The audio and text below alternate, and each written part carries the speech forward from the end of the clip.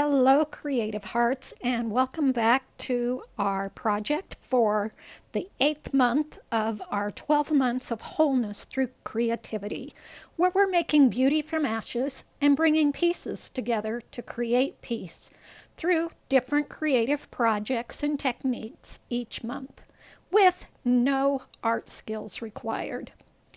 This month's project is continuing our summertime fun time, and we're going to be building on last month's project using our art journals that we created monoprint backgrounds in last month. We're going to be adding collage free play. And keeping with our summer playtime, we're going to keep it simple, sister. No planned layouts, no overthinking, but just quick and simple, see what you get. We're going to have very little auditioning or analyzing what we're going to do. I like what Carolyn Dubie says is make a 3-second decision. Grab a piece, see if you like it on your page, and within 3 seconds decide yes or no. This is not about making fine art. It's about getting free and having fun. Now, we all have different styles. Some are minimalist and some are maximalist. Some like simple, clean lines, the bare and the empty. Others like a lot of clutter and knickknacks and complex, busy designs.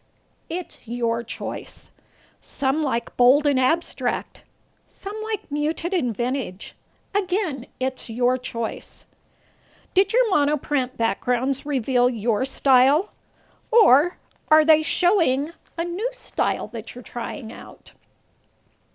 As I said in the intro and supply video for this month's course, choose your collage papers based on the colors and the styles that go along with and support those backgrounds in your art channel that you've already made. Of course, you can just go totally free and just grab any random bits and paste away. But if you want a little semblance, cohesion, and balance to your project to bring peace and joy into your life, we're going to look at some tips that will help you out with that. These are just a very few basic art principles that will help create pieces that you enjoy looking at and that bring peace and balance to your life. That balance is created with unity and variety. Unity is our sense of order, belonging, harmony, cohesiveness, calmness. Variety is what adds difference into something. That creates interest, excitement, and the wow factor. Too much unity is boring, and too much variety is chaos. So, although we want cohesion, not chaos, we need variety for interest. And we all have our own point of balance for these to bring enjoyment in our life. You want to find that balance for yourself in your creating. With variety, we're going to have difference or contrast in colors, values, patterns, textures, placements, and directions, for just a few. So let's start with color and value.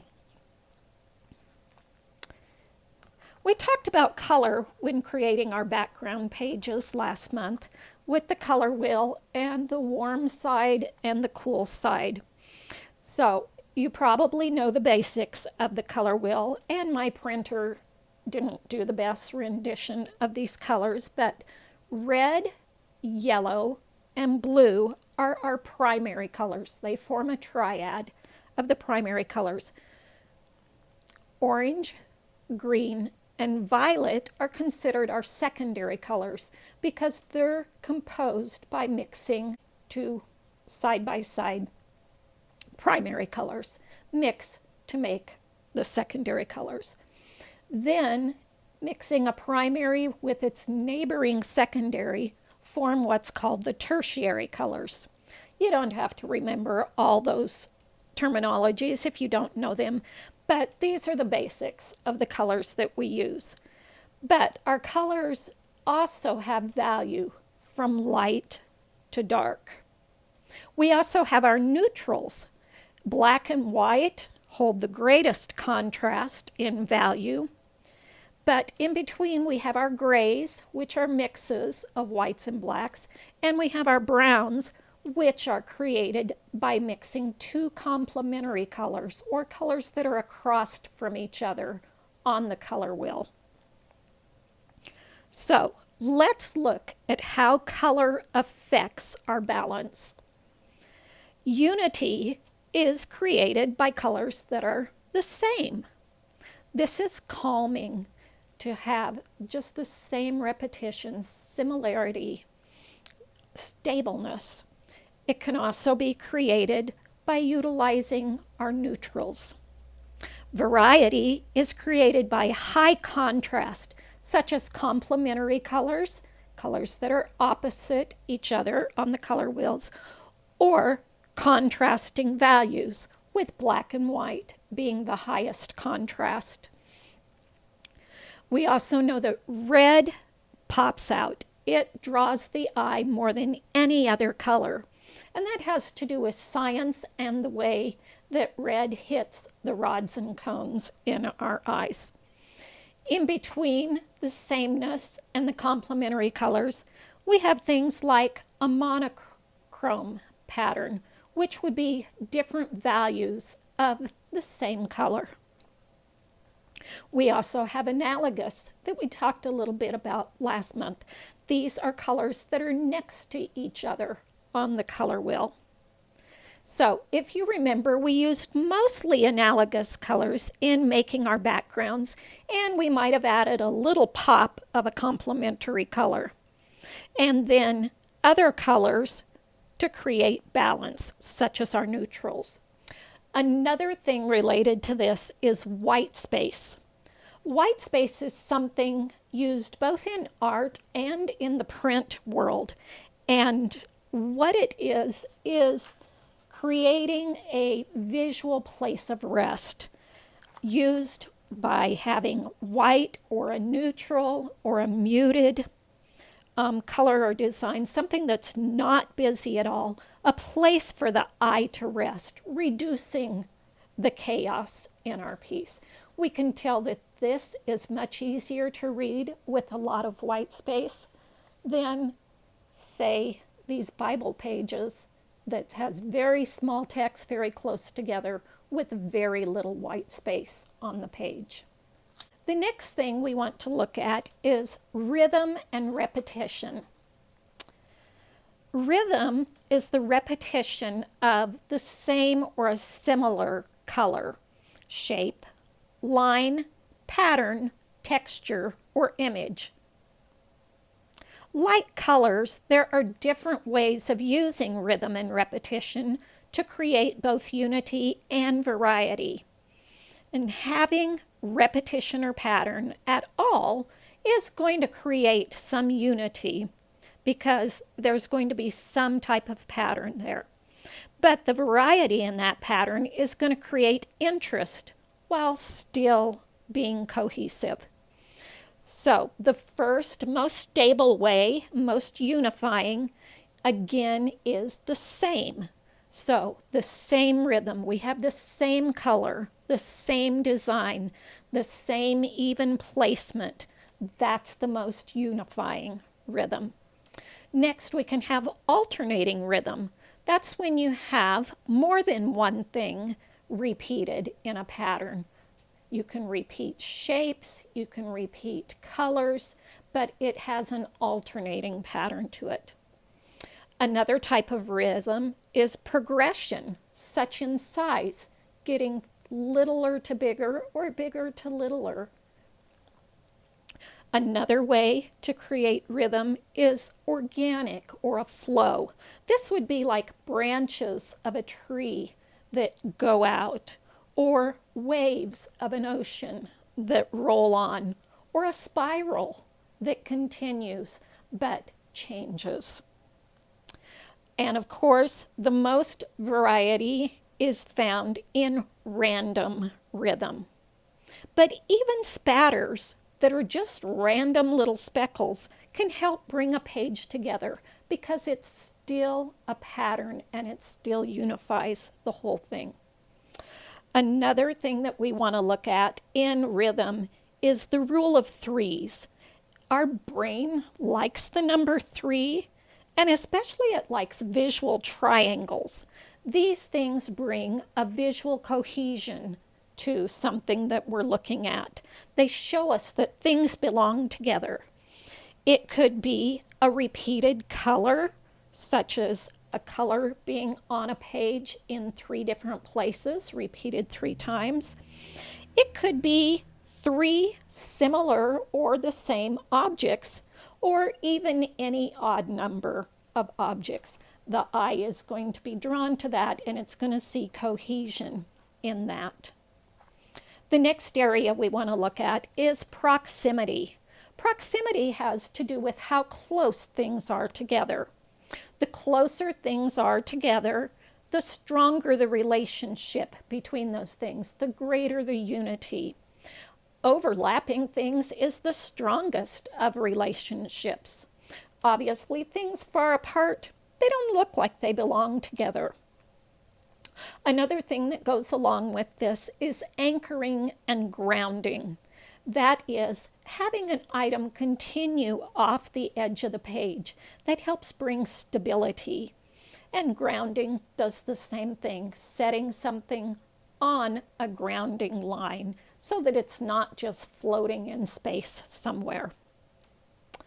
The next aspect we want to look at is movement.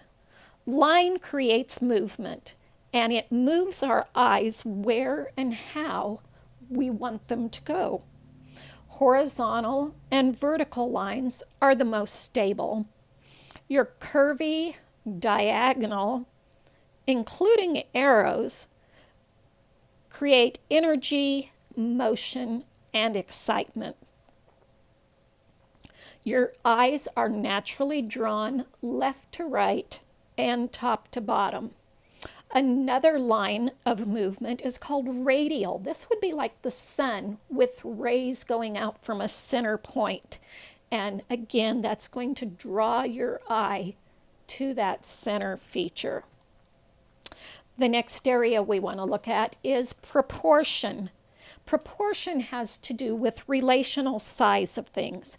Things that are the same size, again, are unifying and static.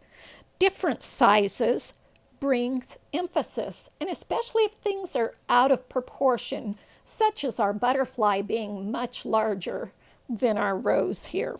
Our eyes are drawn more to the larger item, especially since it's not in proportion to the thing that it's pictured with. The next is in layers. We generally, in collage, we want to work with our layers from the largest to the smallest sizes on our page. Start with our larger items in the background and then layer smaller. Again, that could be 3 different layers of 3 different sizes that are getting smaller as they go down, and then our focal point being the largest or visually the largest. The next area we want to look at is placement, and placement goes along with proportion for balance. This is called the golden spiral or golden ratio, and this is the proportions and balance that is found in nature. And as the arc makes every quarter turn, it is reducing in size in proportion of, I believe, 1 to 1.6. This is a fascinating thing to see out in nature. God has created and put these proportions and this spiral in so much that we find pleasing to look at in nature. And artists use this also to create that same sense of proportion and balance in their pictures that they do. A simpler way than working with the golden spiral is called the rule of thirds. And it works kind of in the same way in drawing our eye and in proportions. And the rule of thirds basically works like drawing a tic-tac-toe, and where those lines intersect create power points or places of the most visual interest. So you're going to find interest by putting items at those power points or along those lines that divide your page into thirds. Things that are centered have more stability, they're more safe, they're more grounded, they're more stable. This is called symmetrical, when things are the same on both sides, a mirror image. Asymmetrical is where something is more weighted to one side than the other. This is more informal and brings more interest. Again, your eyes are going to be drawn to those interest points, so those are good places to put your focal image. Our eyes are drawn to human bodies and faces, especially the eyes, more than any other thing. So a greatest point of placement could be to put a face with the eyes right on one of those points. Now, again, in general, you want your eyes to look toward the center and not off the page, or it's going to feel a little bit off. So the last thing we want to talk about is the focal point. The focal point is your emphasis. I like the analogy that Dina Wakley uses. Your focal point is your main course. Everything else on the page is your side dishes.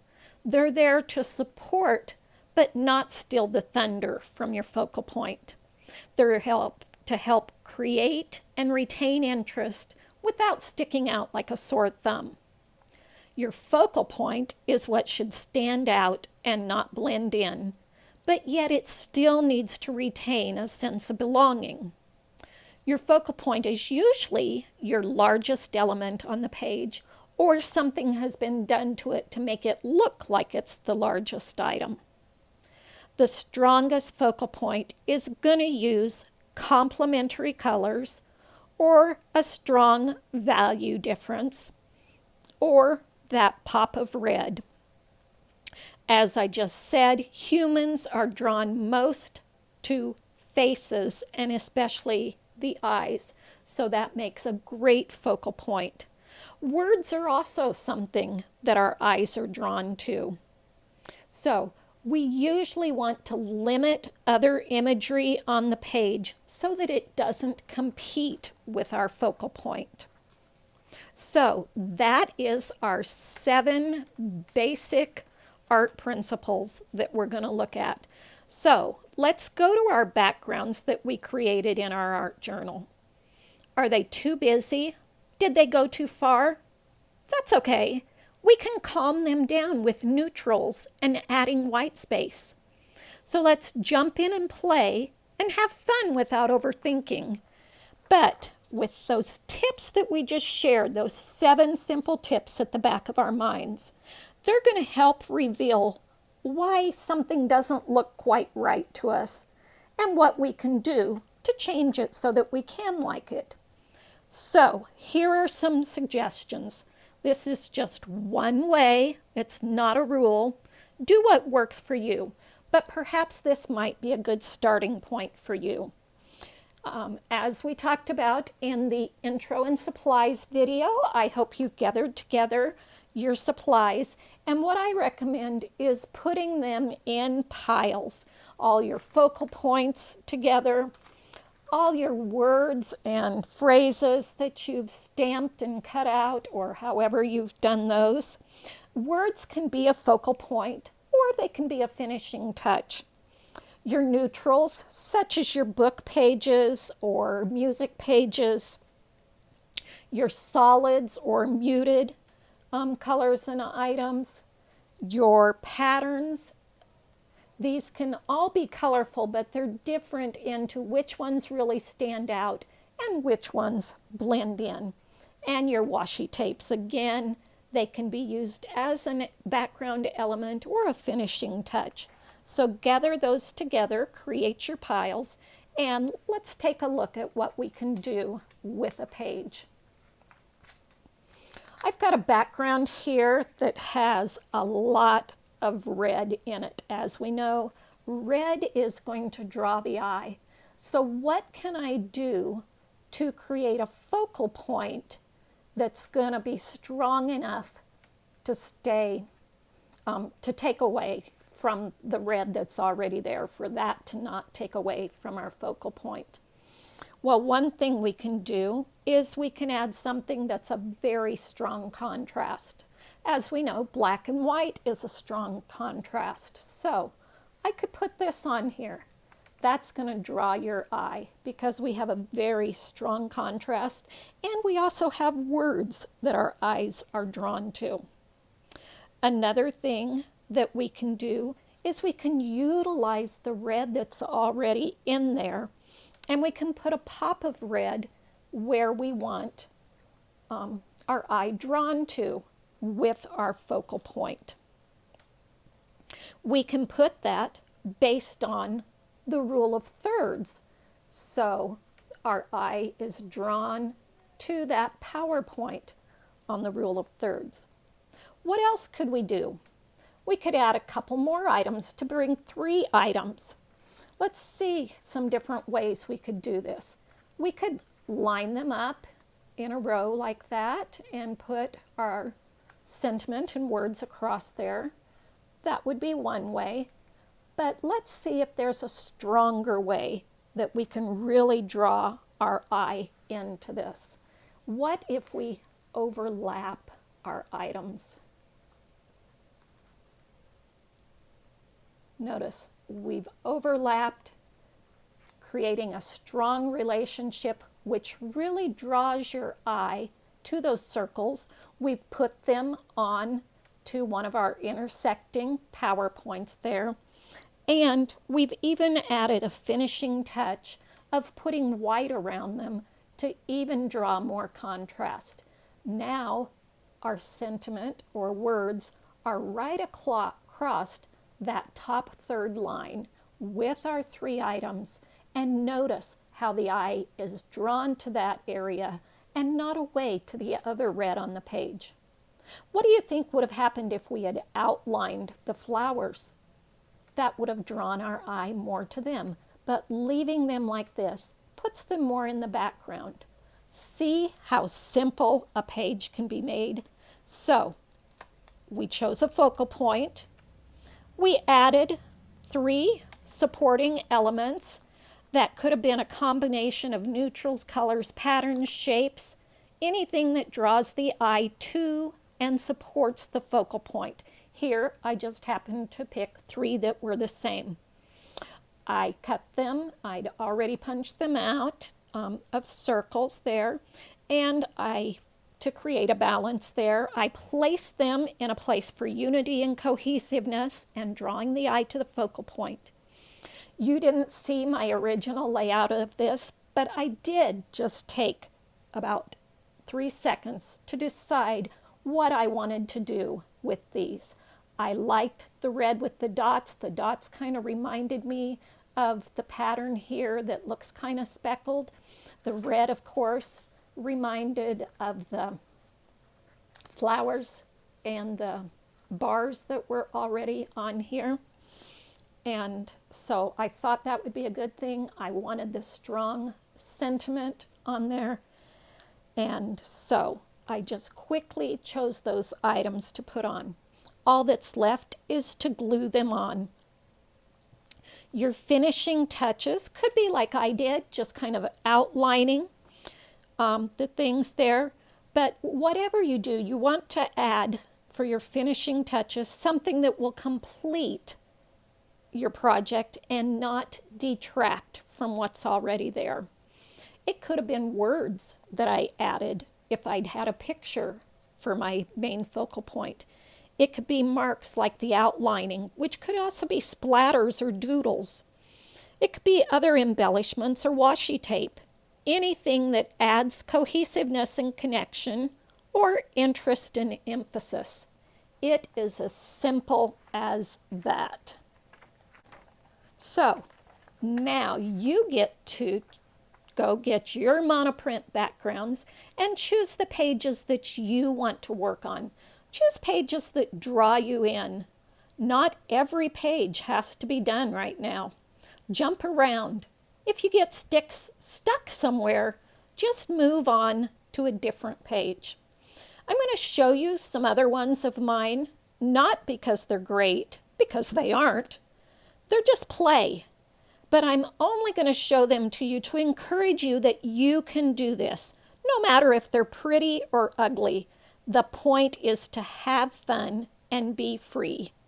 When you get done with yours, be sure to post them to our groups and tag or hashtag them because we want to see your work. So let's take a look at a few pages that I've done here. On this page, we see repetition. We have our 3s there. We see repetition of the square shapes that were already in the background, the circles that were already in the background, and of course the red color and the blue color. So color and shape. We see our 3s. We also see those diagonal lines pointing down, drawing the eye down. And of course our focal point is based on the rule of thirds down in that bottom left PowerPoint. And it's a high contrast color with the black and white. Again, I utilized words for that. On these pages, I utilized outlines as a finishing touch around my focal points, around the yellow there.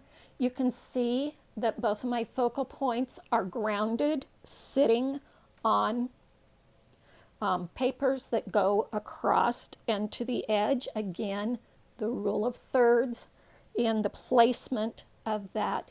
And you see the high contrast here. Even though red really draws the eye, and we've got red in the background, by using the big, bold letters and outlining them, that really brings them out. Bringing in that third primary color of the yellow brings that out. And if you can tell, these circles originally on the border were red. I went over them with blue to put them more in the background so they wouldn't stand out so much. On this page, I utilized the outline again, using the red to draw the eye and the doodle marks around it. Again, rule of thirds on that page. On this page, we already had the red in the arrows, and rather than going over them with another color to mute them out, I just added a red border around my focal point. And I used more muted colors in this to send them to the background and to draw your eye to the focal point. In this one, again, I've utilized words. Very simple here, but used some contrasting patterns for something different. But I needed something simple but strong to draw the eye again away from those red flowers. The black and white did it. On this page, I used, again, primary colors, and we have that very bold red in the background. And I wanted to utilize that red with the saying, show me how big your brave is. Again, that strong value of the black and white brings it out, and the red heart ties it in with what we've got there and brings emphasis to the word brave. On this page, we've got the subtle marks of the rays that I put around one of the circles. It's still subtle, it's still in the background, it doesn't distract from our focal point, but it adds some interest. We've got our vertical lines drawing our eye down. We've got our flower grounded on a piece there and in a contrasting value that really stands out on that page. On these pages, we have faces. They are in a solid neutral color that really kind of tamed this very busy page down. By putting the soft, neutral, solid color behind the faces, it helped draw the eye into that. And it's along that vertical axis of the thirds there. And my people are grounded, standing on a little blue floor there. Again, we have people and faces that are grounded. We have this face right up in our top right PowerPoint and the face looking in. Our eyes are immediately drawn to that face.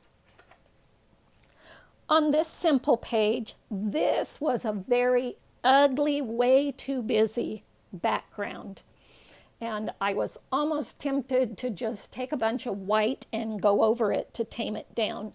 But instead, I decided to use subtle patterns, especially the larger yellow ones with a very subtle and very muted tone, and then the greens and the vertical axis to just draw the eye down again, to ground things using the rule of third with my high contrast focal point there. The last one I've got done in this book, it has the people in there. The people are not in one of our PowerPoints per se, but they are centered. It's still asymmetrical because it's not exactly the same on both sides. But their faces aren't what we're drawn to as much. We are drawn to these very strong words that are in the points of our rule of thirds. The red stripe also helps draw interest to those lines, and of course the red hearts from around the page. So that's just a few of the pages that I've done and I wanted to share with you. So go get your play on, get your pages done. Be sure to show them to us when you're done. And until next time, keep making beauty from ashes and be freely whole.